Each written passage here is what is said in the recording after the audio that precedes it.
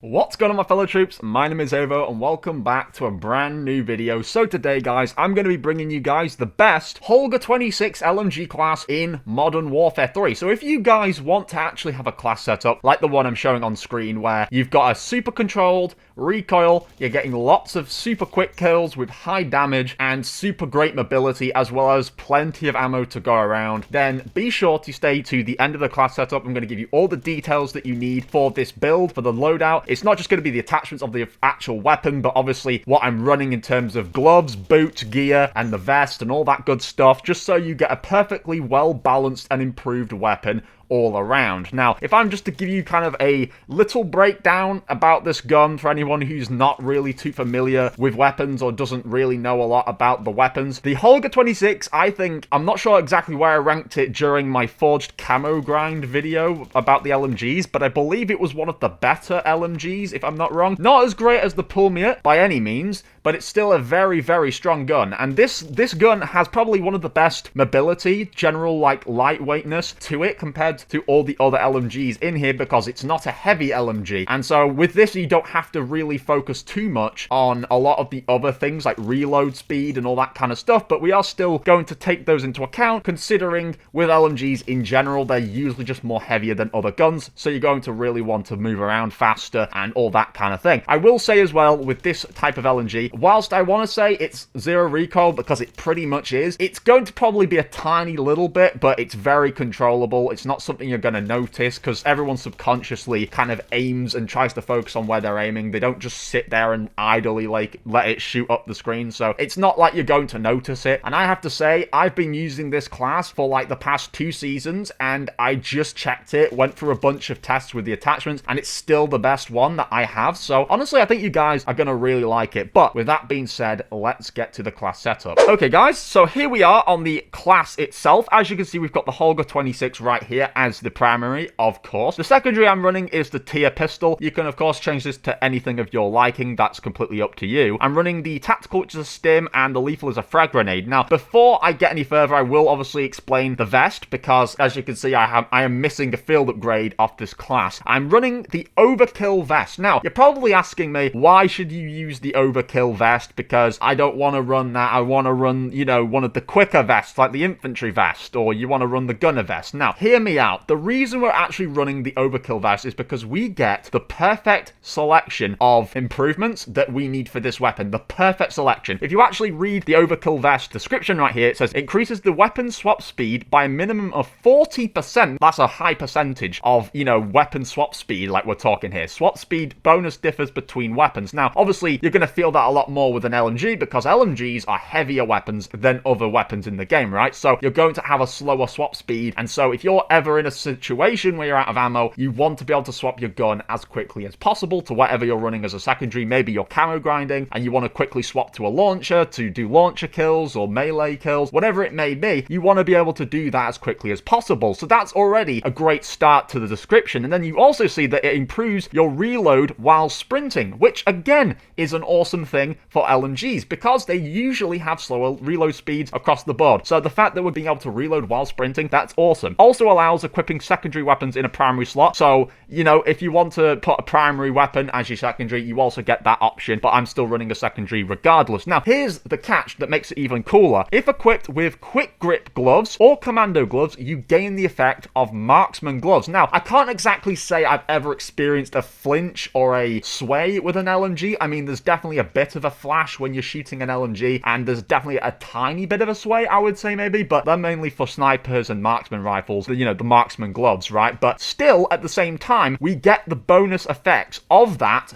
as well as having these gloves on in combination with them. So as you can see down here, we're running the gloves, which are the commando gloves, and these actually allow us to reload while sprinting. So as you can already see, if we're allowed to reload while sprinting, and the overkill vest allows reloading while sprinting, the duplicate effects, of course, don't stack. But whilst we have commando gloves on, we also get the marksman glove effects. It's quite nice to have both of those at the same time. I think that's something that I definitely think you should use on the class. Now, of course, you could technically use quick grip gloves instead of commando gloves, and you get the same effect. So it's exactly the same thing as what the vest says. So either way, you're going to get the same details as the vest says, but the fact is, using one of these as well gives you the bonus of that. So I think that's kind of nice. Anyway, now onto the boots. I'm actually running climbing boots. I don't normally use these, but the reason I'm actually using them is because it increases climbing and mantling speed and reduces your fall damage. Now, I don't know how much physics realistically Call of Duty actually has regarding the weight of your weapon, but let's be honest, if you were falling from a height with a heavier gun, you're probably going to feel the damage a lot more. I've also looked into this a little bit more as well, as it only says climbing and mantling speed is increased. These in general just improve your overall mobility, so I think that's something you really want to have with the LMG. You could always, of course, go and switch for the tactical pads. They also make a great bonus to the class because they increase your slide velocity, allowed for aim down sights while sliding. That's something you also will really want, but again, this is not a super heavy LMG, so you don't have to focus all this sliding speed and all this other general movement too much, but you still get a kind of a nice bonus from some of these other boots that don't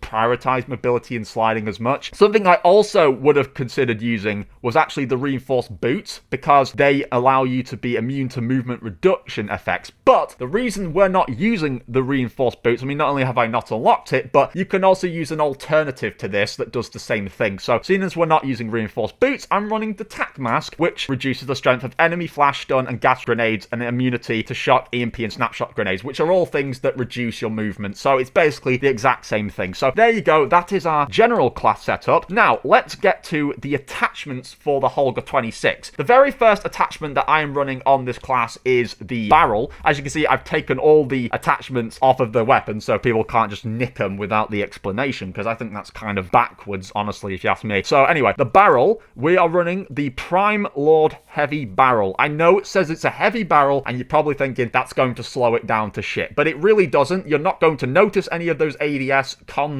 at all. It's still a super quick gun to aim down sight with, and you get these awesome bonuses which allow you just to get gun kick control and recoil control, which is awesome, as well as you get hip fire and tac stance spread, which, if you guys don't know, LMGs, when you can hip fire with them, it actually works really nicely because you've got a ton of ammo and you could just absolutely obliterate people with the hip firing. So I think that's kind of a cool thing to be able to have on the weapon as well. Our next attachment, we have the underbarrel. So the underbarrel that we're running for this one is actually the FTAC Ripper 56. Now, it's a bit of a scroll to get to this one, but it's right here. This one is going to improve recoil even more. It's also going to improve more hip fire accuracy and aiming idle sway. Now, as you can see, it does again say that it's taking a hit to ADS. You genuinely cannot feel this whatsoever. Even the walking speed isn't affected with this thing. This gun is so much lighter than its other LMG counterparts that it doesn't even feel like you could do anything to genuinely slow it down unless you change the barrel stock to something more heavier than we're already using. But this is generally going to be the best one so far. And we are not actually running a magazine on this class, believe it or not. You could run the 100 round drum, but that actually will slow you down, because unlike the other attachments we've just looked at, the 100 round drum will significantly hinder your mobility and your handling, and it's going to really make reloading slow as all hell. So I would not advise running 100 round drum unless you're willing to take the tap mask off and put on the mag holster for improved reload speed, but I am not bothering with that, so we don't need it. And 60 round with 120 in reserve is plenty for this gun, believe me. So now, running the laser as the next attachment, we're running one of my favorites, as I often talk about on this channel, and it's the FSS OLV laser. This thing is going to drastically improve the ADS. It's going to bring it back up. This is part of the reason why you can't feel the ADS slowness, or whatever you want to say, because this actually improves it drastically, and this also does a great job of improving your sprint to fire and aiming stability. So that is an awesome laser to have on this gun. Next, we're running the optic. Now, for the optic, we are running the slate reflector. It's our trusty old, nice and simple, gives us some nice accuracy. It's nice and clean, and I just personally really like it for this kind of weapon, considering the iron sight is quite raised and it's not as accurate to look down, so you are really going to want an optic on this type of weapon. And finally, we are taken over to the stock, and we are running the Ascent Lord stock. This thing is insanely good. Look at this. We get tons of recoil control, gun kick control, and firing aiming stability. Also, you get some aiming idle sway that's improved as well. So anyway, guys, thank you for watching. If you guys did enjoy this class, be sure to drop a big thumbs up on this video. It means an awful lot to me. It makes me super happy to see, and it lets me know you enjoyed the videos, as well as YouTube thinks, hey, there's a lot of people engaging with this video. We'll push it out to more people. So it's very useful that more people get these kind of class setups, because I want to make as many of these as I possibly can. I want to cover all the guns, and I want to make sure that everyone's able to use good classes. Granted, I wouldn't enjoy someone destroying me with one of my own class setups. That would be kind of embarrassing. Not that I would know.